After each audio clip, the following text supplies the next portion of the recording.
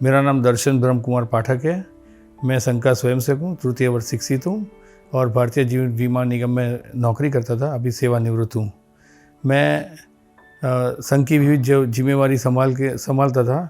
उसके बाद मैं भारतीय जनता पार्टी के संपर्क में आया और नरेंद्र मोदी जी की संघ की बैठक में नरेंद्र मोदी जी को मैंने सुना था। फिर उनको बहुत बार सुनने का मौका मिला।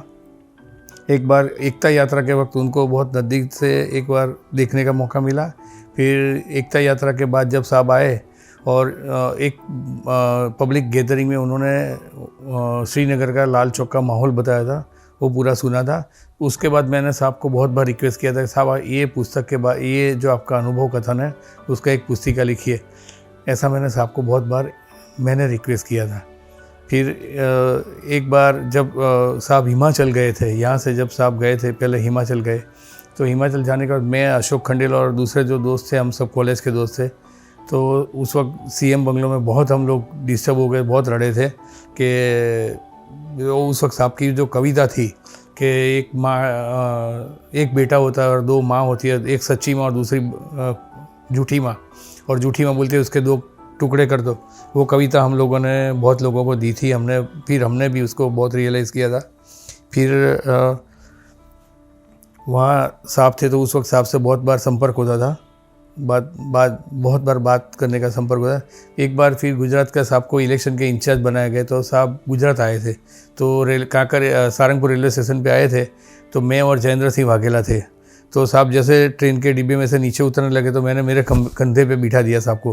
फिर साहब बहुत बार बोले दर्शन रहने दे, दर्शन रहने दे, दर्शन रहने दे, मगर मैंने एक नहीं सुनी। मैं उनको बाहर तक लेके आया, मैं और फिर ठेका जयेंद्र सिंह ने मेरे को दिया था।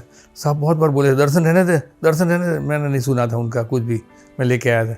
ऐसा ही मैंने यहाँ टागोर हॉल में किया, दिनेश हॉल में किया। दिनेश हॉल में एक कार्यक्रम था, उसी दौरान वहाँ भी साहब आए थे। तो मैं क्या करता था, ऑफिस से निकलता था तो एक शर्ट एक्स्ट्रा लेके जाता था कि अगर शर्ट बिगड़ जाए तो फिर ऑफिस जाने के वक्त दूसरा शर्ट बदल देने का, क्योंकि ड्यूरिंग ऑफिस आवर्स ही मैं सब काम करता था। संघ में मेरी जिम्मेवारी नगर कार्यवाह की थी। उस वक्त संघ के बहुत से प्रचारक जो बीमार होते थे तो डॉक्टर भरत भाई अमीन के दवाखाने में, रुग्णालय में एडमिट होते थे। एक बार वसंतराव चिपळूणकर जी एडमिट हुए, उस वक्त साहब सीएम थे। तो साहब शाम को मेरे को मैसेज आया कि साहब आने वाले हैं, तो मैं वहाँ पहुँच गया। तो फिर साहब वसंतराव जी के साथ बैठे, सब बात किए, फिर बाहर आए और पूछा भाई दर्शन किसकी जिम्मेवारी है, वसंतराव की जिम्मेवारी किसके पास है। मैंने बोला साहब मेरे पास है।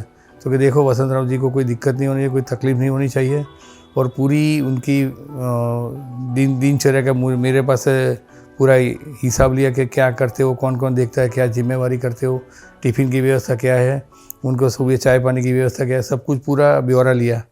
फिर मैं दरवाजे तक साहब के साथ गया। फिर वहाँ साहब ने वसंतराव जी को बोला था कि वसंतराव अगर चलना है तो मेरे साथ सीएम बंगले चलो, 4-5 दिन हवा फिर हो जाएगी। वसंतराव जी बहुत मज़ा के आदमी थे, तो उनके साथ ऐसे ही बात होती थी।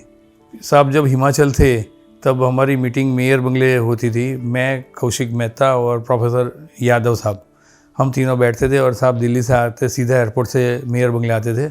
उस वक्त लालजी भी परमार मेयर थे। तो साहब आते थे और साहब कुछ अखबार भी लेके आते थे पुराने उस टाइम के, और उनमें से जो उनको विदेश प्रवास के वक्त उनको जो बनाना था वृत्त, उसके बारे में हमें डिटेल से बताते थे। तो उसमें एक बार बताने के बाद 1-1.5 घंटा तक ये बैठक चलती थी। साहब पूरा उनका विश्लेषण देते थे।